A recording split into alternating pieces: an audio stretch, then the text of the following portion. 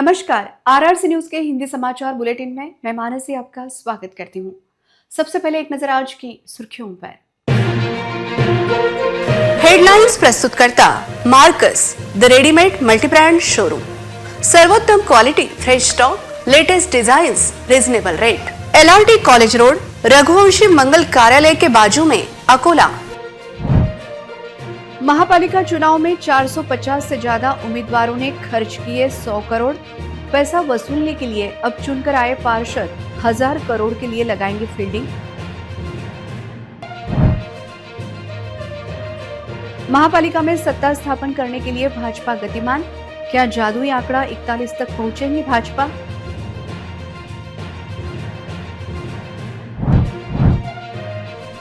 चुनाव प्रचार के दौरान सभाओं में ग्रामीण परिसर से आई भीड़ के कारण दिखा उत्साह, लेकिन भीड़ का वोटिंग के परसेंट में नहीं पड़ा फर्क।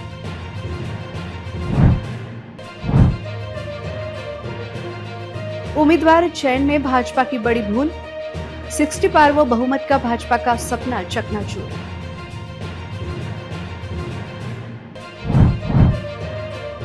महापालिका में सत्ता स्थापन करने में 4 पार्षदों की भूमिका महत्वपूर्ण। आशीष पवित्रकार व उषा विरक के साथ आरआरसी की सीधी बात। अब समाचार विस्तार से। अकोला महापालिका चुनाव में उम्मीदवारों ने पानी जैसा पैसा खर्च किया। 20 प्रभागों में मिलाकर करीब 100 करोड़ रुपए का खर्च हुआ होगा। इस खर्च को केवल इन्वेस्टमेंट के रूप में देखा जा रहा है। सब्जी बाजार के विकास का मुद्दा सामने आ रहा है, जिसमें कौन अधिक इन्वेस्टमेंट करेगा, इस ओर सभी की निगाहें टिकी हैं। इस चुनाव में सभी राजनीतिक पार्टियों और उम्मीदवारों ने मिलकर करीब 100 करोड़ खर्च किए। राजनीतिक पार्टियों द्वारा उतारे गए उम्मीदवार यह खर्च जरूर निकालेंगे। अकोला में सत्ता में आने वाले नेताओं के सामने सबसे बड़ा लालच 1 से 2000 करोड़ के काम की फील्डिंग होगी। इस लिहाज से अकोला महापालिका में सरकार बनाने की कोशिशें तेज होगी। सोमवार को सभी पार्षदों के नाम राजपत्र में प्रकाशित होंगे। उसके सच में सत्ता स्थापन करने की कोशिश तेज होगी। चुनाव के समय पिछले 15 दिनों में अकोला के लोगों के हाथों में पैसा खूब खेला। यह पैसा नेताओं की तिजोरियों से पानी की तरह बहाया गया। लेकिन अब नेताओं ने यह प्लान बनाना शुरू कर दिया है कि यह खर्च किया गया पैसा कैसे वसूल किया जाए, जिसके लिए अकोला में सत्ता में कौन होगा, यह बहुत गंभीर सवाल सामने है और किसी के पास भी साफ बहुमत नहीं है। ऐसे समय में 1 से 2000 करोड़ के प्रोजेक्ट्स पर नजर रखी जा रही है। चुनाव में खर्च किया गया पैसा वसूल करने के लिए सत्ता में आने के बाद नेता सबसे पहले राज्य सरकार द्वारा हस्तांतरित किए गए 24,579 स्क्वायर मीटर प्लॉट पर ध्यान देंगे। शहर में एक मौके की जगह पर स्थित सब्जी मार्केट का 2.5 FSI होगा, यानी यह कंस्ट्रक्शन 6.5 लाख स्क्वायर फीट से ऊपर जाएगा। अगर हम उस जगह पर कम से कम 30,000 स्क्वायर फीट की कीमत मान ले तो यह प्रोजेक्ट लगभग 2000 करोड़ का होगा। राजनीतिक नेताओं की नजर इस बात पर होगी कि इस 2000 करोड़ के प्रोजेक्ट से उनके हाथ कितना पैसा आएगा। अकोला महापालिका चुनाव में सत्ता का संकट पैदा हो गया है, क्योंकि किसी भी पार्टी को साफ बहुमत नहीं मिला है। 80 सीटों वाले सदन में बहुमत के लिए जहां 41 का आंकड़ा पहुंचना जरूरी है, वहीं बीजेपी 38 सीटें जीतकर सबसे बड़ी पार्टी बन गई है। दूसरी ओर कांग्रेस 21 सीटों के साथ दूसरे नंबर पर पहुंच गई है और दोनों गठबंधनों ने सरकार बनाने के लिए मजबूत मोर्चा बनाना शुरू कर दिया है। बीजेपी को बहुमत के लिए सिर्फ 3 सीटों की जरूरत है। बीजेपी के पास अपने 38 पार्षद है। अगर महायुति में सहयोगी शिंदे की शिवसेना के 1 पार्षद और अजित पवार की राष्ट्रवादी कांग्रेस पार्टी 1 पार्षद को ले तो यह संख्या 40 तक पहुंचती है। इसके बाद भाजपा के पूर्व राज्य मंत्री डॉक्टर रंजीत पाटिल के भतीजे और निर्दलीय उम्मीदवार आशीष पवित्रकार की भाजपा में वापसी की प्रबल संभावना है। साथ ही भाजपा अकोला विकास समिति से जीतने वाले पार्षद को लुभाकर 42 के आंकड़े तक पहुंचकर सरकार बनाने की तैयारी में है। दूसरी ओर कांग्रेस ने भी हार नहीं मानी है। महाविकास आघाड़ी के घटक दलों और अन्य छोटे दलों को एक साथ लाकर सत्ता में लाने के प्रयास चल रहे हैं। अगर कांग्रेस के 21, ठाकरे गुट के 6, शरद पवार गुट के 3, वंचित के 5 और MIM के 3 पार्षद एक साथ आते हैं तो यह आंकड़ा 38 हो जाता है। अजित पवार गुट से 1 और अकोला विकास समिति से 1 पार्षद को तोड़ने का प्रयास हो सकता है। सभी का फोकस बीजेपी के बागी आशीष पवित्रकार को महापौर या स्थायी समिति सभापति जैसा कोई अहम पद देकर अपनी तरफ करने पर होगा। इन सभी समीकरणों के जरिए कांग्रेस 41 के जादुई आंकड़े तक पहुंचने की कोशिश कर रही है। अकोला महापालिका चुनाव में राज्य के बड़े नेताओं की शहर में जाहिर सभा हुई थी। हालांकि इन सभाओं से असल में किसे फायदा हुआ और किसे नुकसान हुआ, इसका एक दिलचस्प विश्लेषण अब सामने आ रहा है। मुख्यमंत्री देवेंद्र फडणवीस, एकनाथ शिंदे और असदुद्दीन ओवैसी की सभाएं शहर में बड़ी चर्चा में रही। मुख्यमंत्री देवेंद्र फडणवीस की सभा में बीजेपी ने प्रचार में बड़ी बढ़त बना ली थी। फडणवीस ने सड़क विकास और लाडली बहन योजना का हवाला देकर जनता से वादे किए थे। बीजेपी सबसे बड़ी पार्टी तो बनी, लेकिन पिछली बार के मुकाबले सीटें नहीं बढ़ा पाई।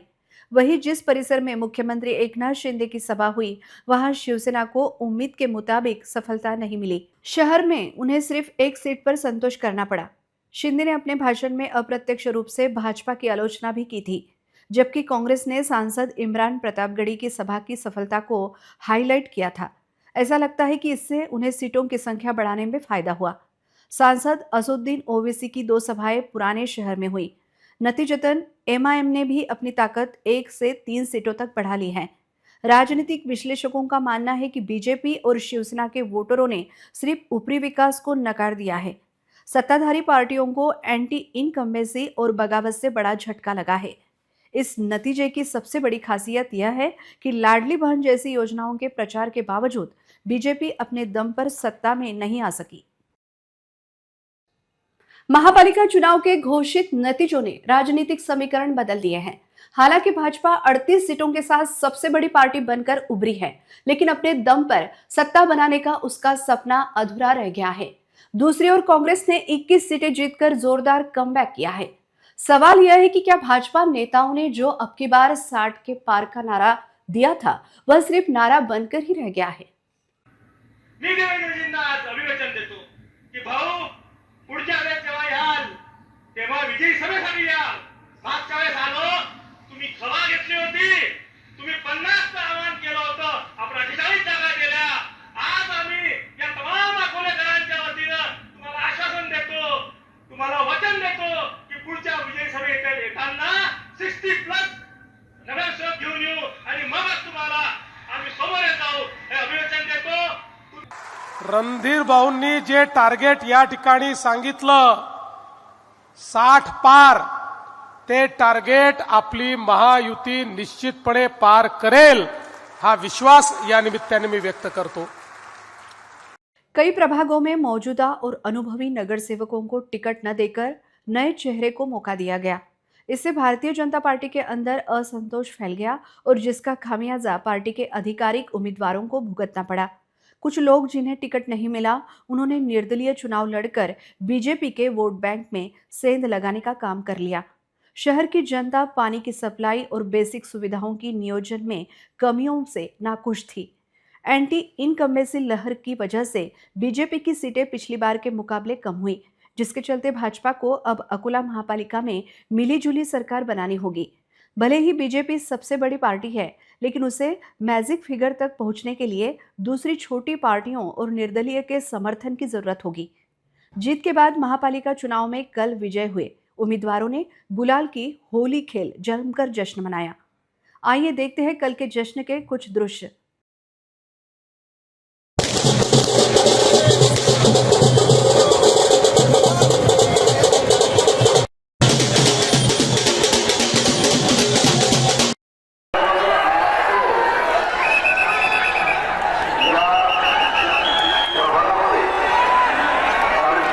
अकोला महापालिका में भारतीय जनता पार्टी की जीत 38 सीटों पर रुक गई है। इस वजह से बीजेपी को सत्ता स्थापना करने में बड़ी दिक्कत आएगी। निर्दलीय आशीष पवित्रकार और शिवसेना पार्षदा उषा विरक को चाहे सरकार किसी की भी बने, उन्हें अहम पद मिलना तय माना जा रहा है, क्योंकि महापालिका में सत्ता स्थापन करने का समीकरण इन्हीं दोनों पर निर्भर होगा।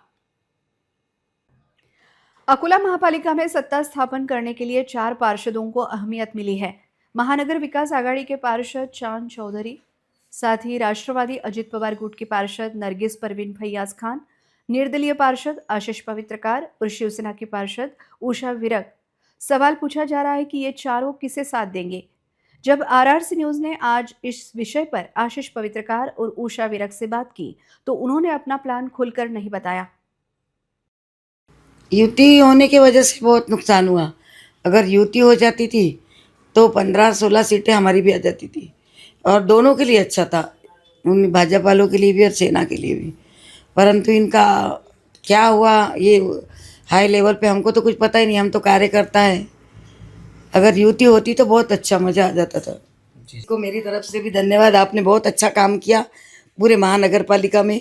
सभी दर्शकों को बताया कि आपका काम कैसा है और हमारा काम आपने दर्शकों तक पहुंचाया, ये इसके लिए मैं आपकी बहुत बहुत आभारी हूँ।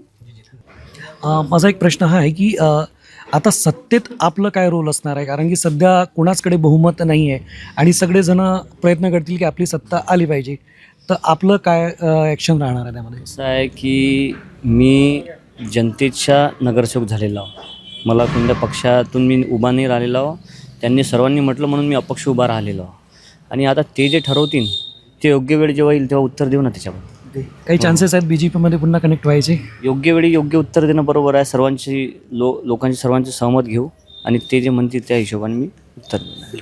खरं सांगतो की आता जे म्हणजे माझं जे काम केलेलं आहे मी, ते काम जे आहे ते काम जे बोलते म्हणतात ना ते खरंच बोललं, कारण की कामाची पावती जी आहे ती मला जनतेने मतरूपी दिलेली आहे. माझ्या प्रभागात 70% मी कामं केलेली आहेत. आता काय आहे, जसं आता बिल्डिंग तर तयार झालेली आहे, त्याला इंटिरियर बाकी आहे थोडं. आता जे पॉलिशचं काम आहे, ती पॉलिश म्हणजे एकमेव विदर्भाचा असा प्रभाग बनवून टाकू की बा सगळे बघत राहतील की काय स्मार्ट, जशी स्मार्ट सिटी असते तसा स्मार्ट प्रभाग बनवून टाकतो मी माझा प्रभाग. RRCचे तर पहिल्या दिवसापासून मी धन्यवाद मानतो, कारण की त्यांनी पहिला इंटरव्ह्यू जो घेतला होता तो इंटरव्ह्यू एवढा चर्चेत राहिला होता आणि आता पण तुम्ही तो सहकार्य नेहमीच आहे माझ्यासोबत, त्याबद्दल तुमचे खूप खूप धन्यवाद मांगतो. महापालिका चुनाव में चुनकर आने के बाद भारतीय जनता पार्टी के प्रभाग 2 के पार्षद शरद तुरकर पर जानलेवा हमला हुआ था। इस घटना के कारण अकोट फाइल परिसर में हड़कंप मच गया था। पुलिस ने इस मामले में 5 मुख्य आरोपियों सहित अन्य 3 अज्ञात हमलावरों के खिलाफ मामला दर्ज किया है। अकोट फाइल परिसर में भारतीय जनता पार्टी के शरद तुरकर तथा नितिन राउत ने एक ही पैनल से चुनाव लड़ा था। मतगणना के बाद जहां शरद तुरकर विजयी हुए, वहीं नितिन राउत को पराजय का सामना करना पड़ा। इस चुनाव में शरद तुरकर ने अपेक्षा के अनुरूप प्रचार किया नहीं, ऐसा आरोप लगाते हुए नितिन राउत व उनके समर्थकों ने शरद तुरकर को उनका स्वागत करना है ऐसा कहकर अपने कार्यालय में बुलाकर उन पर जानलेवा हमला किया तथा कुछ वाहनों की तोड़फोड़ भी कर डाली। इस घटना के कारण पूरे परिसर में एक ही खलबली मच गई थी। नागरिकों ने अपने घरों के दरवाजे बंद कर स्वयं को सुरक्षित रखने का प्रयास किया था। घटना की जानकारी मिलते ही अकोट फाइल पुलिस तुरंत घटनास्थल पहुंची थी। स्थिति नियंत्रण के बाहर ना जाए इसलिए परिसर में तगड़ा पुलिस बंदोबस्त तैनात किया गया था। जमाव आक्रामक होने के बाद पुलिस को हल्का बल प्रयोग करना पड़ा। घायल शरद तुरकर को तुरंत सर्वोपचार अस्पताल रवाना किया गया। पुलिस ने इस मामले में मुख्य आरोपी नितिन राउत, लखन इंगले, शेख सोहेल, आकाश पवार, सूरज मुदगलवार तथा अन्य 2 से 3 अज्ञात आरोपियों के खिलाफ धारा 307 व 34 के तहत अपराध दाखिल किया है।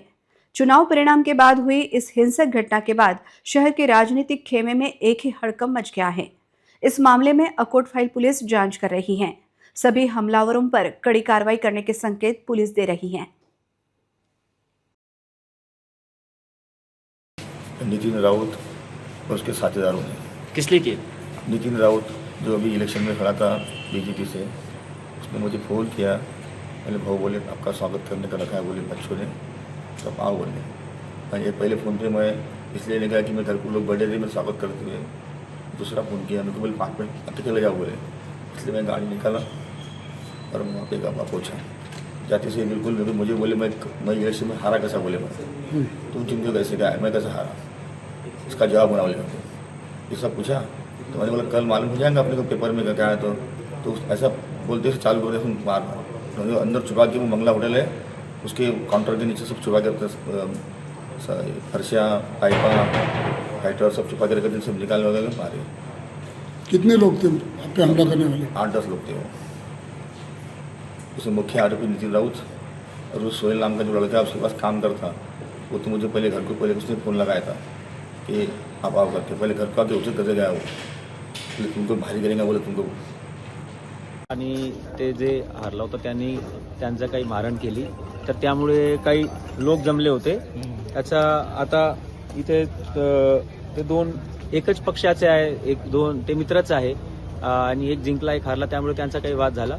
त्यामुळे जे दोन गट आहे एकच पक्षाचे ते आपसात आले होते आणि नंतर त्यांनी ज्यांची काही मारण झाली आहे ते आता सध्या स्टेबल आहे, काही जास्त अडचण नाही आहे. आमचा पोलीस बंदोबस्त तैनात आहे आणि यांची मागणी आहे की त्यांच्यावर म्हणजे जे काही झालेलं आहे त्याच्यावर कारवाई झाली पाहिजे. तर आम्ही जे काही कायदेशीर प्रक्रिया आहे FIRची आणि नंतरची जे कायदेशीर प्रक्रिया आहे ते आम्ही आता सुरू करत आहोत. वाहनांची काही तोडफोड काही कार्यकर्ता तिथे जमून त्यांनी वाहनाला काही हलवण्याचा प्रयत्न केला होता. तिथे काय झालेलं आहे, तिथे आमचे पोलीस बंदोबस्त तैनात सुद्धा होता. कोणी जास्त काही जखमी नाही. तो एकच माणूस ज्यांना अगोदर मारण झाली तो जखमी आहे, त्याच्यावर उपचार सुरू आहे आणि तो आता स्टेबल पण आहे. मायनर इंजुरीज आहे आणि आमच्या तिथे पोलीस बंदोबस्त पण आहे, आमच्या कर्मचारी अधिकारी पण आहे, इथे पण आमचे कर्मचारी अधिकारी आहे. आता आम्ही पुढची प्रोसेस करत आहे. लोकांना विनंती आहे की काही अफवावर विश्वास ठेवायचा नाही आहे आणि ज्यांचा जे काही मतभेद असतील किमान काही त्यांना कंप्लेंट तक्रार द्यायची आहे तर ते PS पोलीस स्टेशनला येऊन तक्रार देऊ शकतात. अमरावती महापालिका चुनाव में विधायक रवि राणा की पार्टी युवा स्वाभिमान ने जबरदस्त वापसी करते हुए न सिर्फ 15 सीटें जीती है, बल्कि भारतीय जनता पार्टी को भी सत्ता के लिए अपनी पीठ पर आने पर मजबूर कर दिया है। बीजेपी 20 सीटें हार चुकी है। बीजेपी के साथ मिलकर महापालिका में सत्ता स्थापन करेंगे, ऐसा विश्वास विधायक रवि राणा ने व्यक्त किया। अमरावती महापालिका में सरकार बनाने के लिए 45 सीटों की जरूरत है और भले ही भाजपा सबसे बड़ी पार्टी बनकर उभरी हो, लेकिन उसे युवा स्वाभिमान के साथ मिलकर सरकार बनानी होगी। भले ही दोनों पार्टियों के पास कुल मिलाकर 40 सीटें हो, उन्हें 5 सीटों के लिए अन्य पार्टियों को मनाना होगा। युवा स्वाभिमान की राष्ट्रवादी से भले ही दिक्कत हो, लेकिन अब समय आ गया है जब बीजेपी को युवा स्वाभिमान के आगे झुकना होगा, जिसके चलते राष्ट्रवादी के साथ गठबंधन होना मुश्किल दिखाई दे रहा है। युवा स्वाभिमान ने 36 सीटों पर उम्मीदवार उतारकर 15 सीटें जीतकर राजनीतिक झटका दिया है। इस नतीजे से विधायक रवि राणा का राजनीतिक दबदबा बढ़ गया है। पिछली बार उनके पास सदन में सिर्फ 3 सीटें थी, उन्हें 12 सीटों का फायदा हुआ है। हमारे प्रतिनिधि ने जब उनसे सत्ता स्थापना को लेकर सवाल पूछा तब उन्होंने कहा कि हम निश्चित ही भाजपा के साथ मिलकर सत्ता स्थापन करेंगे। आपल्यासोबत युवा स्वाभिमान पक्षाचे नेते तथा भटनेराचे आमदार रविभाऊ राणा आहेत. तर या ठिकाणी युवा स्वाभिमान पक्षाला 15 जागांवर यश मिळालेलं आहे. सर, आपण या निवडणुकीमध्ये 15 जागा घेतलेल्या आहे. तर भारतीय जनता पार्टीसोबत आपण युती करणार का आणि युती संदर्भात आपल्याला वरिष्ठांकडून काही संपर्क झाला आहे? भारतीय जनता पार्टीसोबत आधीसुद्धा युती होती, आता युती आहे आणि भारतीय जनता पार्टीचाच महापौर. आणि या निवडणुकीमध्ये भारतीय जनता पार्टीतलेच काही नेते म्हणत आहेत की आम्हाला स्वाभिमानसोबत युती करायची नाही, त्या संदर्भात आपलं काय मत आहे? मला असं वाटतं मुख्यमंत्र्यांशी माझं बोलणं झालेलं आहे, पालकमंत्री बावनकुळे सरांशी बोलणं झालेलं आहे आणि आधीसुद्धा या संदर्भात मी स्पष्ट भूमिका घेतली होती की भारतीय जनता पार्टीचाच महापौर होणार आहे. या संदर्भात नवनीत राणा भारतीय जनता पार्टीचे बोलणं झालेलं आहे आणि मी माझं कर्तव्य पूर्ण केलं आणि भारतीय जनता पार्टीचा महापौर म्हणून दुसरं कर्तव्यसुद्धा पूर्ण केलं. राष्ट्रवादी काँग्रेसच्या अजित पवार गटाला तुम्ही सोबत घेणार का या निवडणुकीमध्ये महापौर बनवणार? असं आहे की भारतीय जनता पार्टी, युवासेना पार्टी आणि बाकी सगळे सोबत जे आमचे आलेले आहेत त्यांचं पूर्ण बहुमत झालेलं आहे. म्हणून राष्ट्रवादी काँग्रेसची काही आवश्यकता पडत नाही. पण या ठिकाणी आमचं बहुमत आहे आणि बहुमताला भारतीय जनता पार्टीचा महापौर होईल. तर उपमहापौरसाठी मग युवा स्वाभिमान पक्ष दावेदार राहणार का?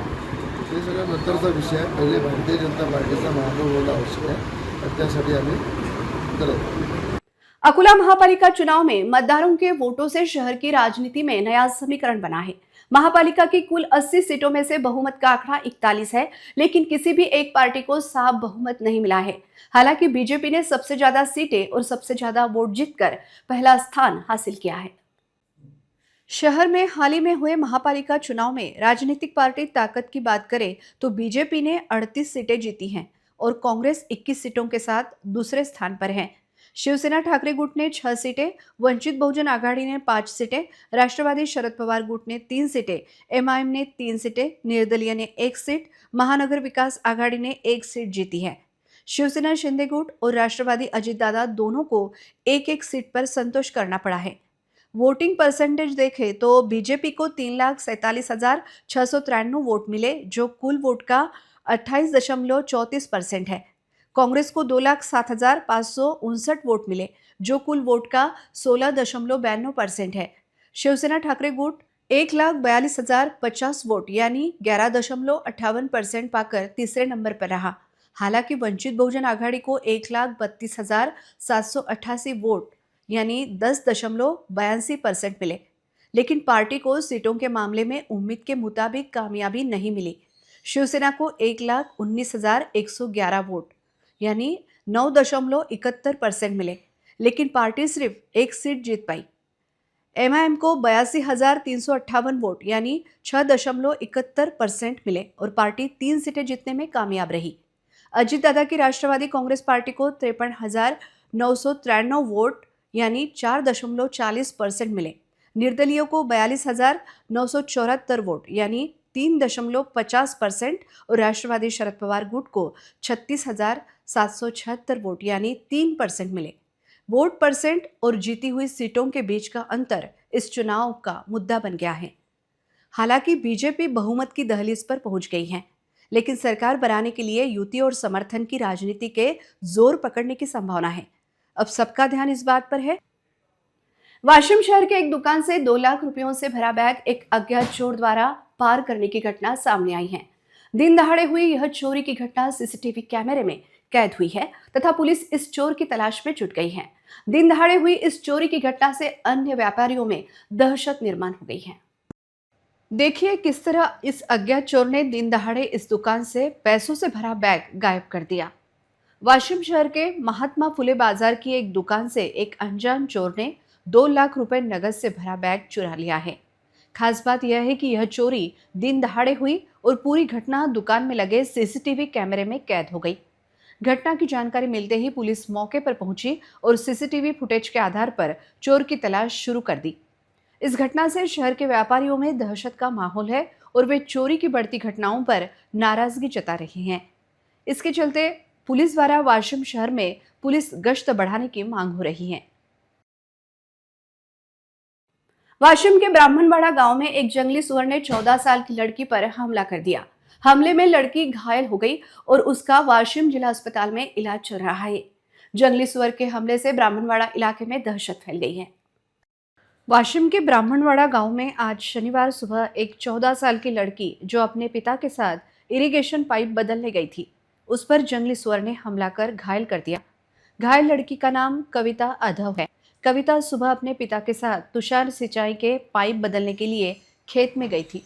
इसी बीच जब पाइप बदलने का काम चल रहा था तो गेहूं की फसल में छिपे एक जंगली सुअर ने अचानक लड़की पर हमला कर दिया।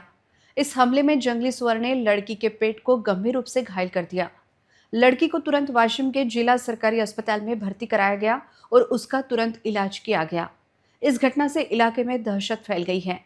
यह देखते हुए वन विभाग द्वारा जंगली सुअरों का बंदोबस्त करना चाहिए, ऐसी मांग हो रही है। अंत में एक नजर आज की सुर्खियों पर। हेडलाइंस प्रस्तुत करता Marcus the readymade multibrand showroom. सर्वोत्तम quality, fresh stock, latest designs, reasonable rate. LRT college road, Raghuvanshi मंगल कार्यालय के बाजू में, अकोला। महापालिका चुनाव में 450 से ज्यादा उम्मीदवारों ने खर्च किए 100 करोड़। पैसा वसूलने के लिए अब चुनकर आए पार्षद 1000 करोड़ के लिए लगाएंगे फील्डिंग। महापालिका में सत्ता स्थापन करने के लिए भाजपा गतिमान। क्या जादुई आंकड़ा 41 तक पहुंचेंगी भाजपा?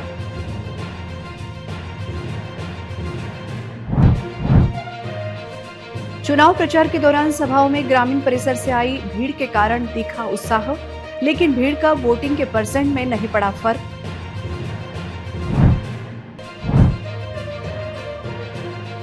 उम्मीदवार चयन में भाजपा की बड़ी भूल। 60 पार वो बहुमत का भाजपा का सपना चकनाचूर।